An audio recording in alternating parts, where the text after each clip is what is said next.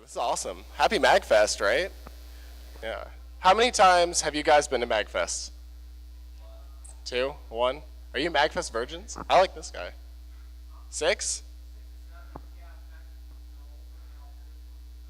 That's the OG Mag Gangsta. I like that. Awesome. Cool. So I assume we're here because we all like probably one thing in common, and that would be music? Yeah? Do people like games here? It's hit or miss, really, I thought. What about movies? We're here for movies? No. No, you guys came to a pretty interesting panel to talk about, what was it again? It was music, geometry, and the universe. What the fuck?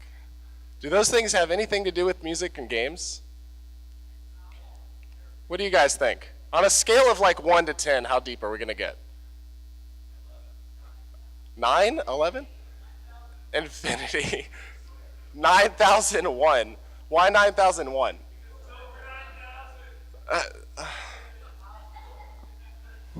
All right. I like that answer. Cool. Well, I wanted to thank you guys for coming out. This is pretty cool. I've kind of wanted to talk about this stuff for a long time, but I don't really ever talk about what I'm about to get into. I'm pretty closed off about it. I talked to Amanda about it. There's one human in the world I really share this with, and I'm excited to talk to you guys about music in the universe and how I feel about it. So, how do you guys feel about the music in the universe? Do those things have anything to do with each other? Yes? What do you guys think? Can you throw out some buzzwords that'll make me feel engaged? Oh, sorry. He said fractals. I like fractals. What's another one? Resonance? Shit, this is going to be a lot of fun. I like vibrations. Pythagoras. Okay, yeah. We're in the right direction.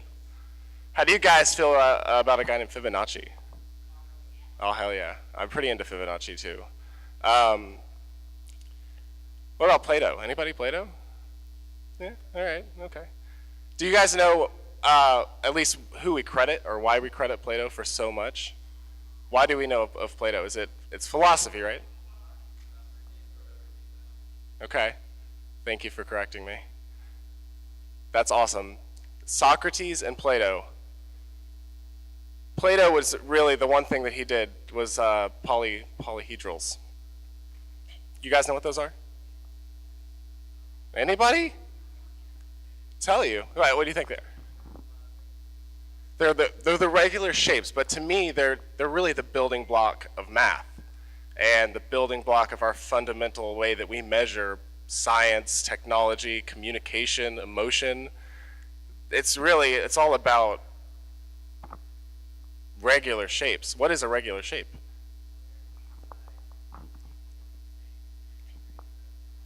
Yeah, correct. But okay, so he's giving the technical, a regular shape is in fact, there are only 5 Platonic solids, and they're regular shapes because every angle and every edge are equal in measure, and you get a very beautiful symmetrical object.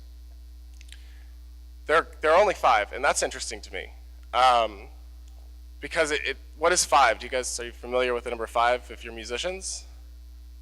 What's the number 5 in music? It's the 5th, right? Do we have any music theory geeks? Okay, cool. I need to hear from all of the music theory geeks because we're going to go both directions here. So I need my Plato nerds, I need my math geeks, and I really need the music theory guys because it's going to be a fun adventure. David, are you going to get in deep with me? Okay. All right. So let's start with music because I think that's the common ground. We measure music in intervals. It's really intervals that make the magic of what our auditory feeling and significance of music is.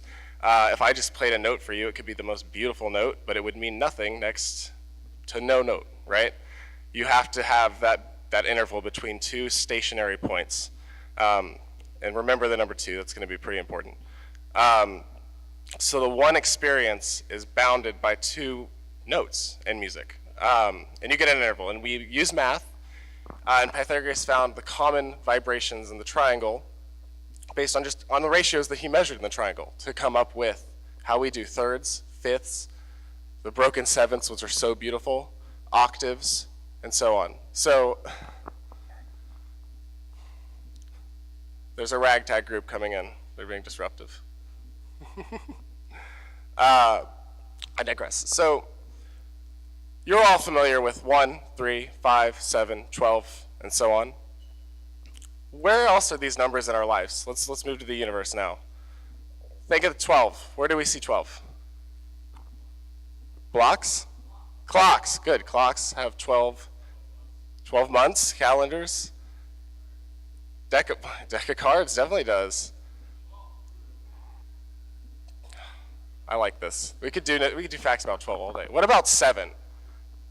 What's so special about the flippin' number 7?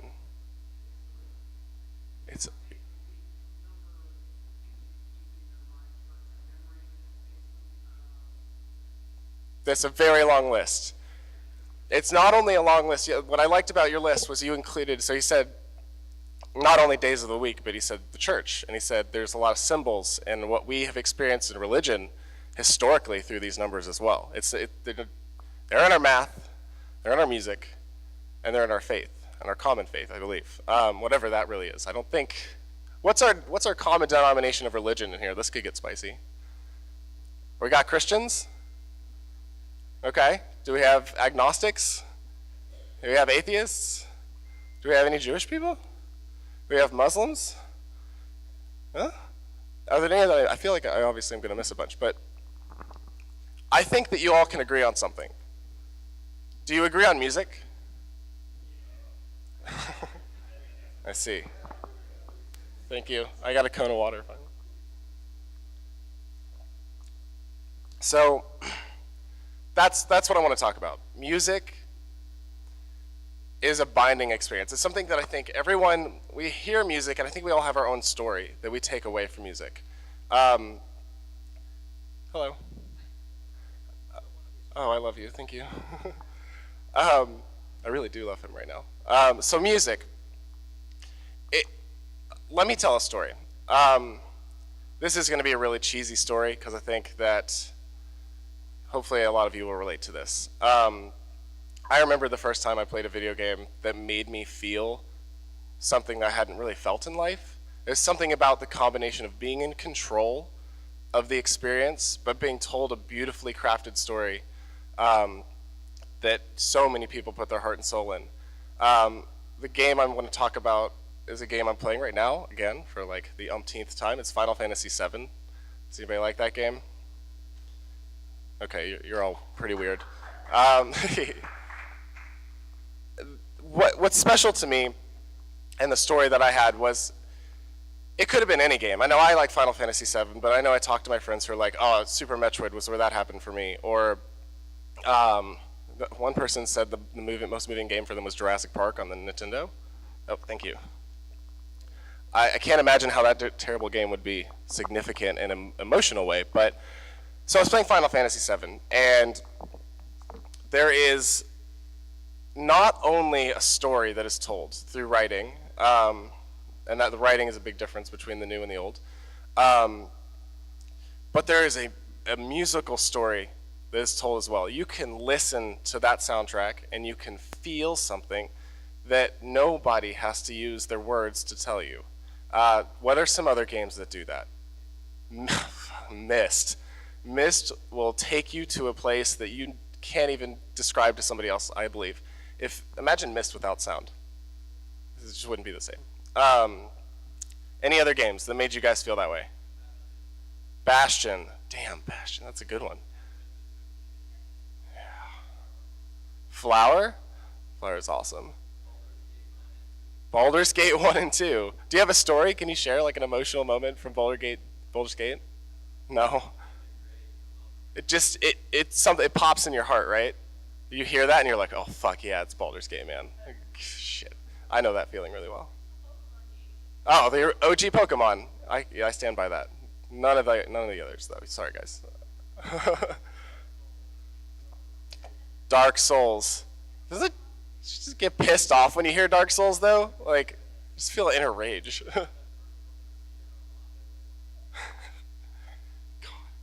Yeah, see, we could do this all day. This is why music and games, this is why we're here. And that's really the whole point, right? So playing that game, It wasn't anything. I could have been going through something in my own life that made it reflect to me the way it did. It had probably nothing to do with the experience Final Fantasy VII. It had every experience to do with whatever I was going through at that age, plus that fucking soundtrack. And I know that when I talk to my friends, they all say something similar, be it the gamer friends who will talk inevitably about Zelda or Pokemon being special to them, or my friends who are really into movies and books who, when they talk about how they read Lord of the Rings and what that experience did to them, or I didn't relate to it for a long time, but Harry Potter was very significant for a lot of my friends. And then I read it, and because I didn't do it at that age, I won't ever bond with it, I think, the same way, because I reserved that in perversion to Final Fantasy, and I apologize. So we all have that musical moment where we've been taken somewhere we didn't know we were going to go. Kind of like when you walked in this panel.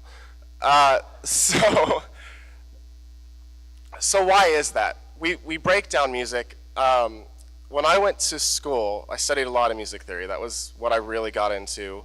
And I really also enjoyed the science of sound. So I've studied a lot of how we measure a lot of chemistry with color, and by analyzing the light spectrum, and how color and light are the building blocks of really what we consider everything, I think. Even sound in its own shape or form is light, because everything is energy, it's vibration. When we measure energy and mass, if you actually go and try to figure out whatever the word matter means, nobody agrees scientifically. It's a very hard concept to describe. How do you guys feel about matter? Does that seem like you have the same experience as the person sitting next to you? Nothing matters. Yeah. All right.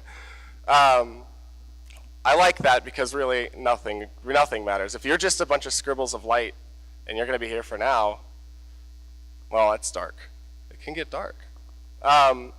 So numbers and intervals. Let's go back. So in music theory, what was fantastic for me, spiritually almost, was how everybody who heard the major third had an emotion they could associate with it. Everyone who heard a fifth felt at peace. If you put two objects in a pool next to each other and you vibrate those rocks in a fifth ratio with each other, just the same way we have fifths in music. If you like a power chord, there's a reason why. You will see anything sitting right in the center stay perfectly still. This concept of numbers and intervals that we have in music, it's everything. And I don't think we talk about it enough. I don't think science talks about it enough. I don't think that we talk about it enough. I think that we kind of took the broom and shoveled our feelings in a carpet as a culture at some point. And I don't know. Do you guys have feelings? Shit. Right. Like, do you ever feel like when you're going out with people and you're meeting somebody for the first time, how hard it can be to connect to them? Now, I think that's part of the magic of MAGFest. I do not feel that here. Do you guys feel any animosity towards strangers or any fear of rejection? It's not a MAGFest. That's what I love about this event. MAGFest to me would be the octave.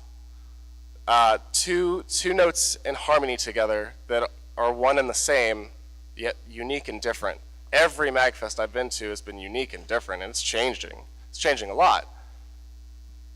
But MAGFest is some spirit that we all bring together when we come here, and it's fucking awesome. Everybody comes here to get drunk, meet new people with common interests, have a good time, in any flavor, right?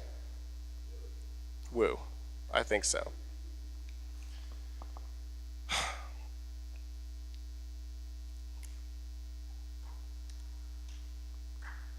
I like this. See? This is what I'm talking about. Thank you.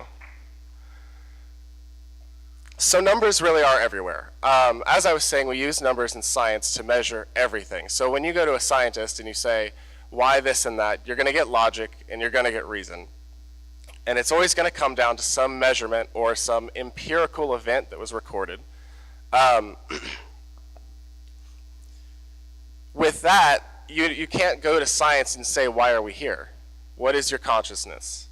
We all agree on vibrations. That's the only thing I've really figured out about me and anybody I've ever met. We all agree that there are some vibrations that affect us in a way that paints a picture in our eyes, and our ears, and our nose. Sometimes it's good, sometimes it's not so good. But that's true of everything.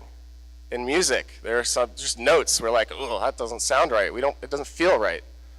We would all agree on that. Now, some of us like it, like having a taste for something that other people don't agree on is not what I'm talking about.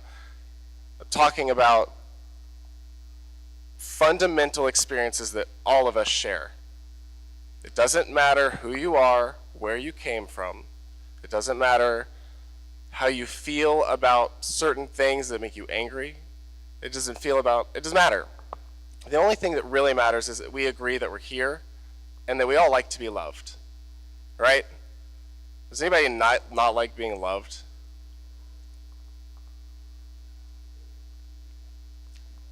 I played a game recently, you guys. It changed my life. The game was fucking Fez. You guys play Fez? I could not talk about this without talking about Fez. Oh, good. That's awesome. Are you going to wear it the rest of the time? Because now I'm just going to this is the best moment ever. It would be wrong for me to have this talk or whatever this event we're having and sharing is without mentioning Fez. It is, so you'll play Fez, and I guess a synopsis is important. You are a character on a 2D plane, just sort of like imagine Mario, and at one point you gain the ability to completely shift the perspective in 3 dimensions, making your left wall now a wall you didn't know existed. But there's a lot more to that game than whatever people experienced, I think, for the most part, in a whole. There is a whole community trying to figure out what the message of Fez really is. And that as a concept to me is a bit silly. I think that the message of Fez or any game that you've played is the feeling that you got when you played it. Isn't that the point of playing a game? It's not really about the ending. But Fez is loaded with geometry and a concept that every culture historically has agreed on, and it's this concept of sacred geometry. If you even look at this room and the pattern on the floor, you see fractals, you see waves, you see perfect ratios in the ceiling. If you look at sacred temples in any religion, you'll find the same concepts. And Fez, I think, is trying to show a contrast of that through time. Its story is a bit brief, but you are the small character who travels through time periods trying, I think, to figure out what happened to this species, I guess. It's pretty deep. But the way that you have to experience all these things is not told to you in a book. It's not something you read. It's something you feel. You are seeking this answer. In the game, nothing told you to seek the answer. You just had to. Who feels like that about life? Does anybody care about the answer? What's that? It is a fun question. Who's afraid to just ask that question? Does anybody not care about the answer? Raise your hand. You're here. Because the answer doesn't matter, right? But here's the problem. It both does matter and it both doesn't matter. If we all agree on music as a concept and the way it makes us feel, and you look in the sky and we all see the same stars, and we all are as infinitely small as the person next to us, and this is a crazy thing for me, is when I think about my organs and my body, those are all separate living things. Those can be grown, they can be reproduced, it doesn't matter, but they come together to make whatever I am, and I apologize for being here sometimes.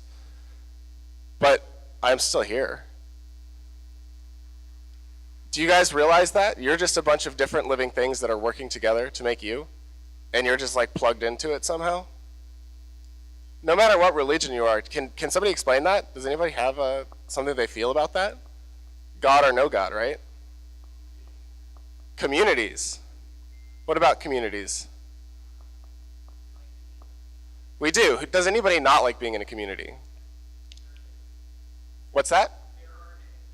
Well, there are definitely days we want to be. I understand there's the nature to need to be alone to refuel, especially with the way social pressure can be. Um, but still, you have to feel like you're part of something, right? It feels good to feel like you're part of a community, and I don't think anybody will deny that. They get fatigued. I certainly get fatigued pretty quick. But we all like to feel like we're part of something. In MAGFest, this is another example of what I'm talking about. Do you feel like you belong here? Who doesn't belong here? Can you think of people in your social circle, maybe not your close friends, but your close friends of friends, maybe some of your relatives being here with you? Does that make you feel like that would be weird? Does anybody think that would be strange? Yeah, your mom? Why would that be weird? She's weird. Wouldn't she fit in? Oh, man. Well, I'm sorry that you feel that way, because I imagine if my mom were here, it'd be fucking weird. I'll get behind that. Yeah, she might question a lot of things, but I don't know, maybe she get her own kind of weird, right? I think you've got every kind of weird here. I like it. So MAGFest brings us all together, and MAGFest brought you here to a talk about music, geometry, and the universe. So let's move to geometry. And my favorite thing to talk about when I talk about geometry is really logic.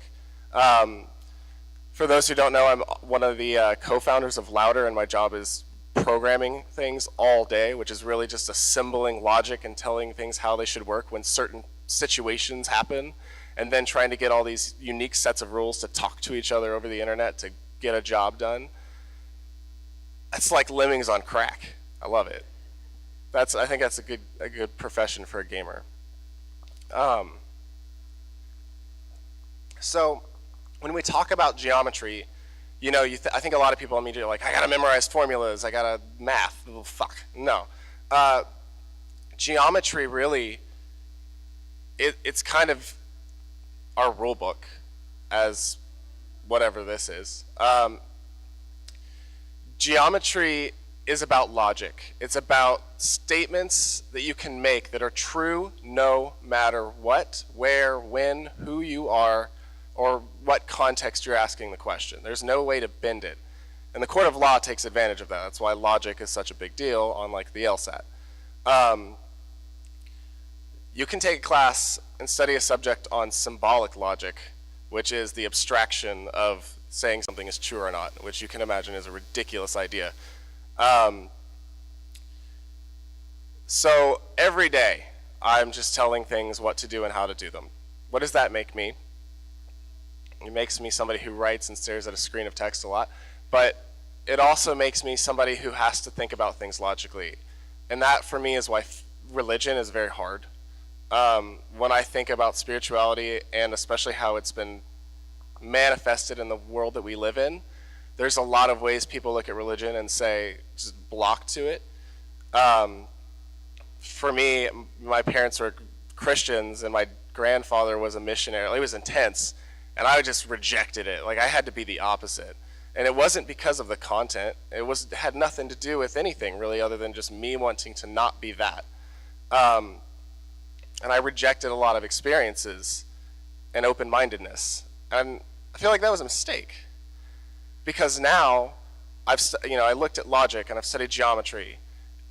And it wasn't really until you take the fact that if you say A is A, there's nothing you can say to say that's not true. That's called a tautology. And that's really the building block for how we build math. Math says that, well, if you can make this one statement true, that 1 + 1 = 2, that's got to continue. There's not really a bounding function. That's why you have infinity. And you can do the same in reverse to get the negative numbers. And then you can do it in a different dimension to get imaginary and real and unreal numbers. Weird numbers.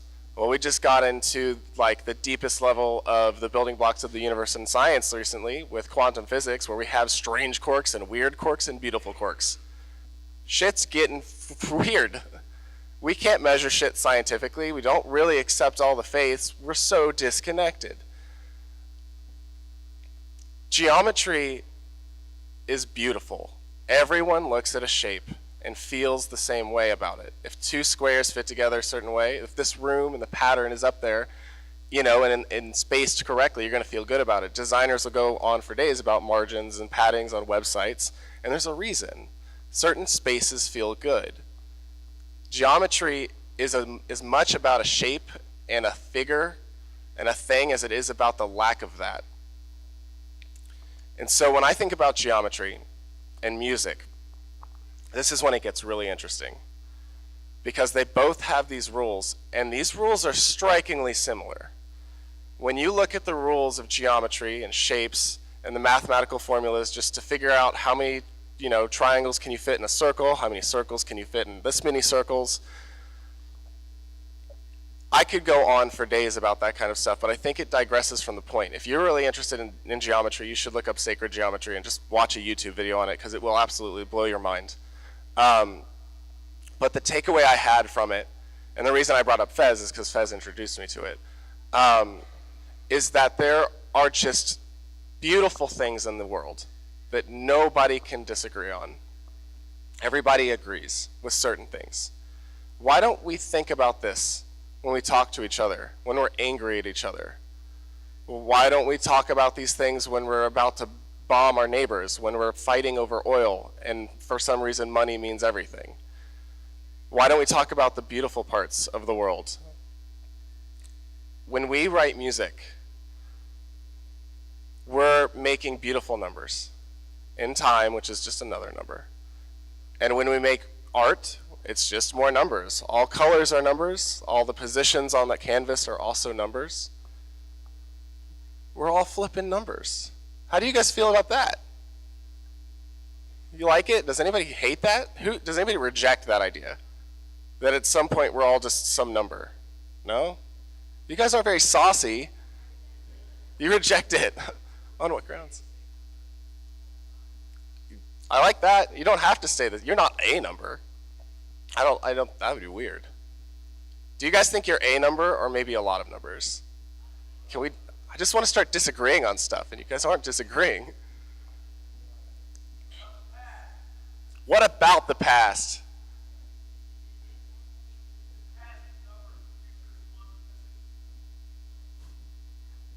The past, I like this. This is true too. The past is everything that we could record about it. Think about all the shit we don't write down. Think about all the shit you can't write down. You can't take stories of our history, of our ancient history, and figure out what those meant without those feelings.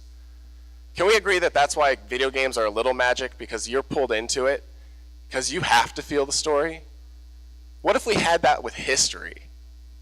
I think we're starting to, and that's pretty cool. We're starting to record things with video games. We definitely are as a consequence. You can't really avoid it. Movies do that all the time. But movies lack interactivity, and I think that's something that makes video games something else. You can really feel like you're Ash Ketchum. You can make your own Ash Ketchum. I played Maniac Mansion. Does anybody else play that game? I remember playing that when I was younger, and I would just take the characters and go in the basement and try to figure out all the different ways to open the secret doors and just play a different game. I mean, I was a weird little kid, definitely, but I did that shit. I think I rewrote the story of The Seventh Guest in my head 20 times. I have it written down where I made little novels that were spin-offs of Final Fantasy. You guys write fan fiction? Anybody? Yeah, what kind of fan fiction you guys like? Slash? Oh shit. There's another interesting subject. So we all agree on music, we all agree on creating things, but we also like making derivatives. Derivatives are fun for me to talk about because at Louder, one of the things we do is deal with copyright and permission to create a derivative work. Why the fuck do we have to fight about it? Can't we just do it? What? Money. Oh, fuck your money. But think about it. Are there any people who make music in here? Show of hands. Awesome. Okay. Do you guys compose your own shit? Are you playing? Cool. Now, does anybody create other stuff? Art? Anything in the whole category? Are we all creating in here? Is there anybody not creating? You are creating. That's bullshit. That's an opera singer who just raised his hand.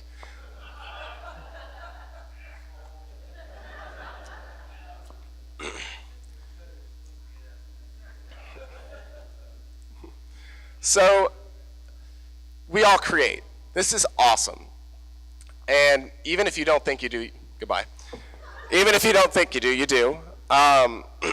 Because you're creating an experience that other people have to share with you at times. And that's really, I mean, whatever you're doing in that moment, you're kind of creating that reality for them. Like, if I wanted to run up and down the aisle naked right now, like, you guys would suffer through that thing I created for you. I won't do that. Yeah, I can be a chicken. That's okay. So creating is, I think, the final piece of all of these things. Because what's the bottom question that religion tries to answer? Do you guys agree maybe what that is? The meaning of life. Why do we exist? Who created us? Why are we here? Well, last I checked, the only experiences I've had with anything where something else was creating was just life as a concept. Life, to go back to numbers, is built on the Fibonacci sequence and just the golden ratio. And what the Fibonacci sequence is it's just like taking a carbon copy of a previous experience. The Fibonacci sequence starts with the number 1, and it continues to say 1. Okay, so the only rule of the Fibonacci sequence with at least 2 numbers is to take the sum of them. So 1 and 1 will make 2. And now your only rule is to take the 2 previous numbers and sum them together. So 2 and 1 make 3, and 3 and 2 make 5, and 5 and 3 make 8. And then, well, this is great. You're just talking about numbers, but I've already said a few interesting numbers that relate to music. I think we talked about 1, 3, 5, and 8. I think if you look at a flower, you look at a conch shell, you read a science book, you read a math book, you read a music theory book, you read, name some disciplines you guys are into. What? Latin, ancient Greek, what, okay. Marine biology is gonna have it. Well, if you studied Latin and Greek, you studied history, and you can't ignore those cultures. And you already know the significance of all of this. So, Fibonacci is life, and it's just taking carbon copies of previous experiences in new configurations. When you decided that you were going to write a book, you decided you had an experience with something called a book, and you wanted to copy it in your own way. So, did you really do that creative of a thing? Okay, you wrote a book, awesome, but you did just make something somebody's made before.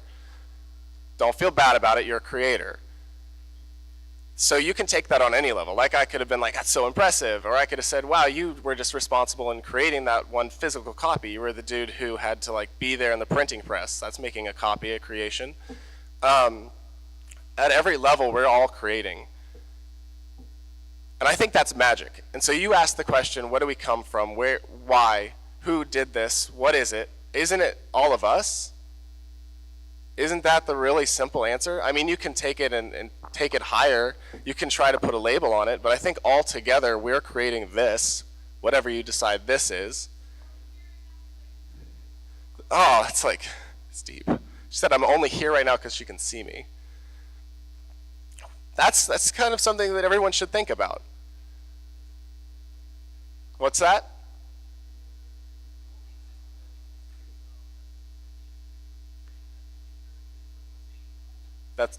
That's correct. So maybe the whole question should be rearranged. Isn't it really, it's not about sight per se, it's about perception. And perception isn't about one sense. It's about sensation, however you assemble it. Sight, smell, sound, touch. It's all the same. We're all creating each other's experiences, including our own. And it's important to remember including your own, because the most important experience you're having is probably your own. We need to remember that. If you're going to talk and remember why music is awesome, you're going to remember that it's all numbers, and that together we're creating this together. We create music for each other, to share our love for each other, for ourselves and for what we create, and for each other. And I think we need to start acting on it. When we leave MAGFest, what if we could just have MAGFest all the time with everybody? They would think it's probably a little weird, But if there were enough of us and few of them, it would be MAGFest all the time. Yeah, let's have a MAGFest revolution. Okay. Let's do it. So I kind of want to wrap this up because we have concerts to go to and we have drinks and friends and moments to share with each other. This is something special. And I don't know what I mean when I say this because I feel that I'm talking about MAGFest, but I'm talking about my life, I'm talking about our lives. I don't think anybody's not here right now for a reason. I don't think that's possible. You decided to come here. Whatever here is, it could be in this room. You could just be thinking of MAGFest. You came to this place to share an experience with other people, and you decide the outcome of that whole experience. What makes MAGFest different from every other day of our lives? Why aren't we all creating and sharing so much more without the tension, without the arguments, without the fighting, the hate in the world? We all made that for each other. It just happened. When we experienced it when we were younger, we just copy it. That's how things work. If we could learn to forget these ideas, what are you doing? This is so awkward. It's awkward now. If we could all learn to just have those feelings and selectively and filter out the things and experiences that we ourselves do not enjoy, we would all be so much happier. What's that? Why is that, Chloe? Is to err is human? Why do we have to be humans then? Nice. Okay, so that was actually probably the best way I could have ended that. I do seriously thank you guys for coming out and listening to me talk about this stuff. It isn't something that I really ever talk about, and I don't know how to define whatever it is I just talked about. I don't think religion's the right word. I don't think spirituality is really the right word either. What trippy shit. Yeah, sure.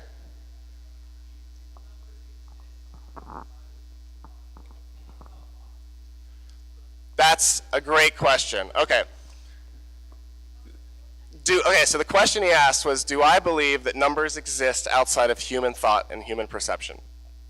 And I think that you really have to first think about what you mean when you say numbers. Are you talking about whatever makes numbers what numbers are, or just the concept of, okay, we have to call this 2 and 58 and...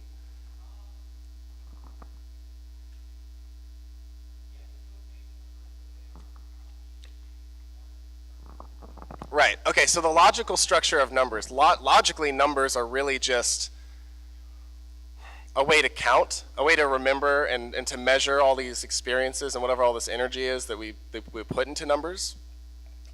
What I believe has to fundamentally exist is the building block of numbers. The building block of math, again, is being logic for me, because it all goes back to saying, you know, if you've got this thing and it happens every time, it's a rule. So if I were to be here and sitting here at the same time, which if you kind of deconstructed this on a camera, imagine you were filming me, God bless your soul, you would see 24 frames per second, and you could experience 24 different me's on your screen at the same time. To answer your question, whatever I am in those 24 moments in that second, I'm there. You can't deny that, right? So I think because of that, you can extrapolate right back down to your question. Whatever makes numbers numbers has to exist because numbers.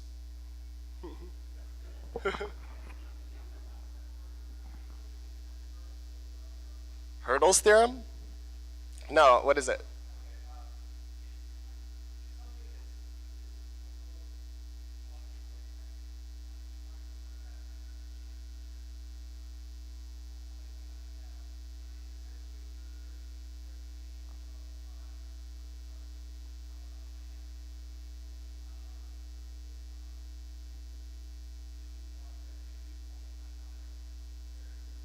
Like a simple rule? Yeah.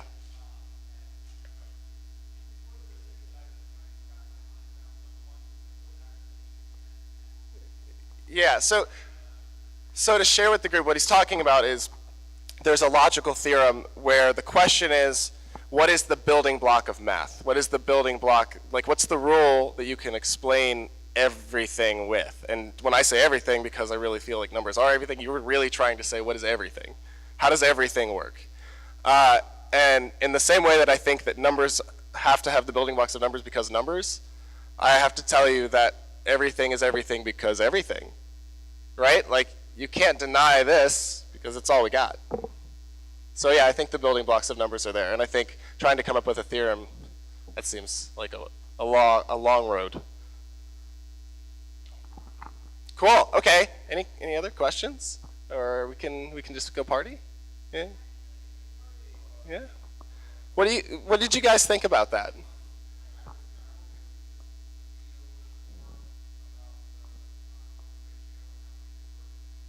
You wanted the deep stuff.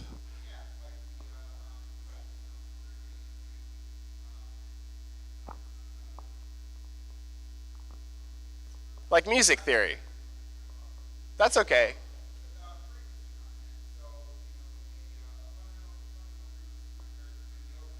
Right, like harmonics. Sure. Yeah. I could have gone really far into fundamental frequencies, harmonics, and that's really getting ultimately into what I believe you could talk about, like resonance theorem, you talk about fractals. And this is good for me because I've never done this before. So I want to take your feedback and I kind of want to build on it.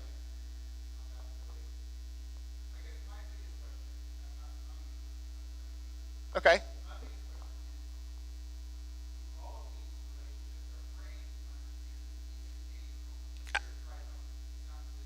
Absolutely. Right.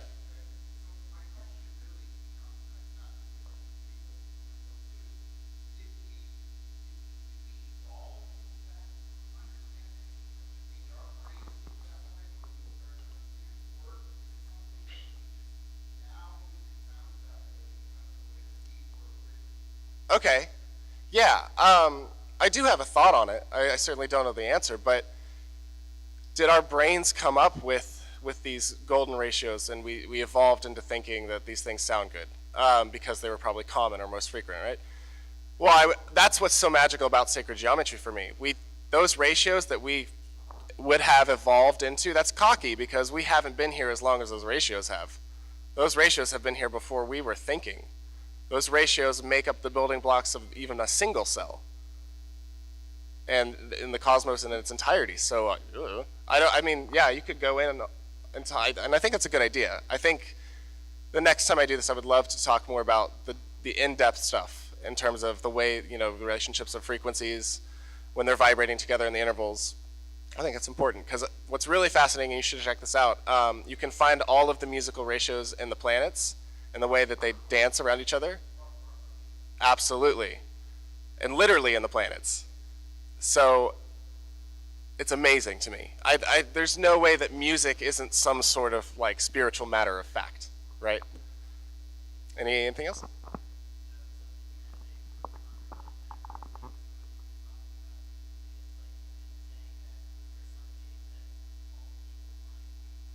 Okay.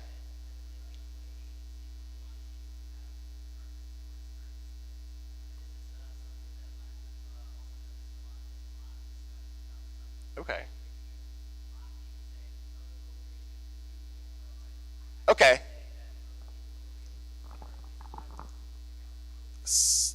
Sure, so you're trying to say like the objective nature of it distracts from the ability to have a logical conversation. Okay, all right. So I think what they're just trying to do is relate to you and failing miserably. I, I think what the message maybe they're trying to say is to generalize to most people and say like, okay, because there is a large part of our population that feels that way, at least historically. Otherwise, we wouldn't have those famous paintings the way they are. But I go back to you and I say, well, take art and objectivity out of it. Take the matter of opinion of, there are no words that I'm going to put into your mouth. I'm just going to tell you and have you look at the way cells are formed and structured musically. and have you study those relationships and see that and feel that in a different way. That was my struggle with religion. I couldn't just flip the switch and have faith in some mystical thing. It wasn't working. And I just wanted to know. Like, I think everyone's curious about life. I got really into the numbers, and I studied a lot of music theory, and it was like this sneaky coincidence that needed to stop. And that's what it was for me. And I think that how many coincidences can there be, really? I don't know. And they all go back to Fibonacci, and like that's very logical. So, yeah.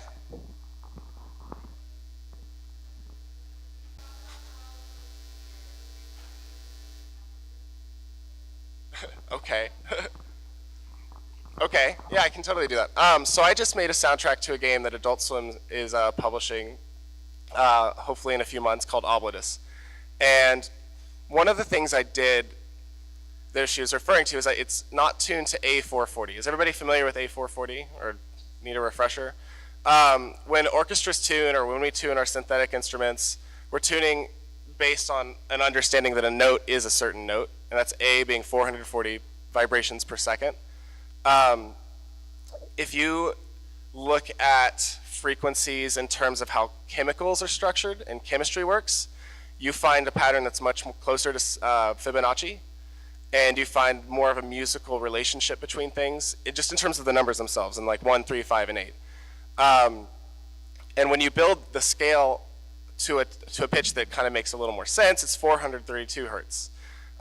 Verdi, a famous classical composer, said 432 hertz was mathematically and religiously what everything should be tuned to. And all of the cathedrals throughout history, including non-Christian cathedrals, including like you look at Stonehenge, you've got things tuned knowing that elements at their core vibrate in resonance in these other pitches. So I don't know, I just decided to detune it because it seemed cool.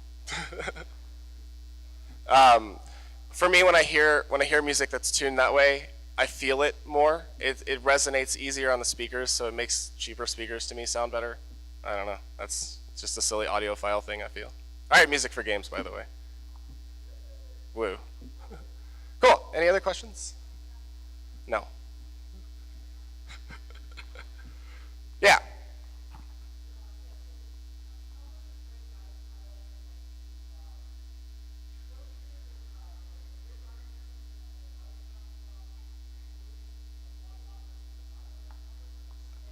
Oh, absolutely.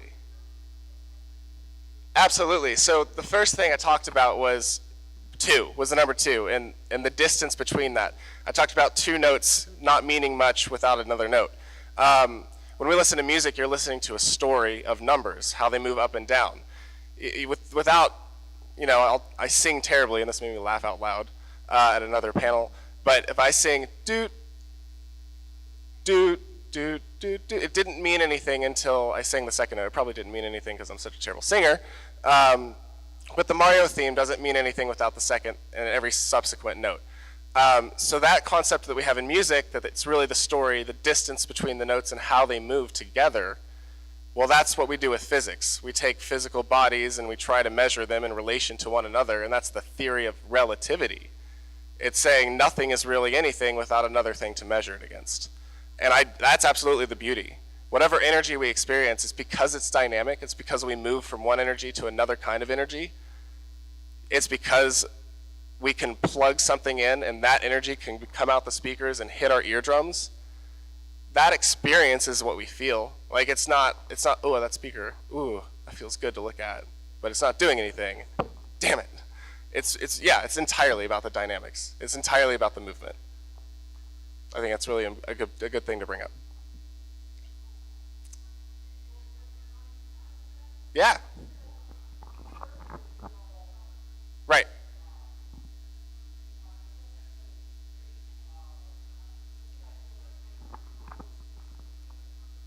I think you're absolutely right. I think you're absolutely right. I think saying that we are just numbers is really trying to just kind of take a symbol and a label for what you just described, but you're right. Without talking about the movement of those numbers and the experiences we have, we're not one number. I'm glad that we brought that up. We're not just one number, we're changing numbers. It's the way we change and the way we experience, react, and perceive changing experiences that define whatever reality is, right? Yeah, thanks for bringing that up. Yeah.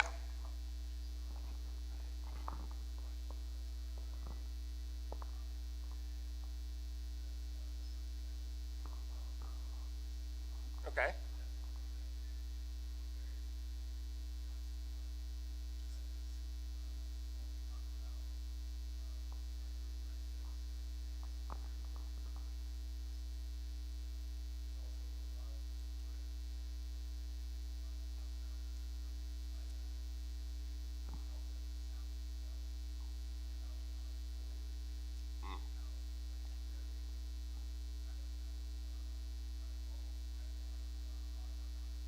Yep.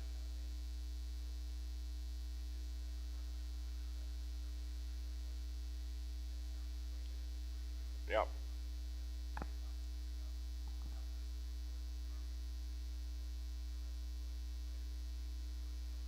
That's really important. So he's bringing up dissonance, and dissonance in music is that weird feeling when two notes don't work well together. It's that weird feeling when something doesn't look right on the paper, when two colors don't work together. Um, you're absolutely right. I'd love to talk more about dissonance, because dissonance is the negative space of the larger picture. If you look at we talk about sculptures, and you say, well, you carve away from it, you make negative space your form of art to make a sculpture, whereas on a painting you have to put energy in to like into the material itself, and you don't take away, and that's positive space. If consonance is our equivalent in art perception, because it's not just music, it's art and everything like that, dissonance is its negative space. And I think there's probably a whole science to that, not just on the musical level, but probably through the way numbers. I mean, there's probably number dissonance theorem somewhere that somebody's working on. I think it's entirely important. I just don't know shit about it. Cool. All right, well, I'm going to wrap up because I think it's time to get this show on the road. But thank you guys for coming. It means a lot that you guys shared this time with me. I hope I didn't sound like too much of a fool. What'd you think? I got a few clout. Okay, I'll take it. All right. Well, thank you guys. I hope that you talk to your neighbors, figure out who they are, and you go get drunk in their hotel rooms together. Goodbye.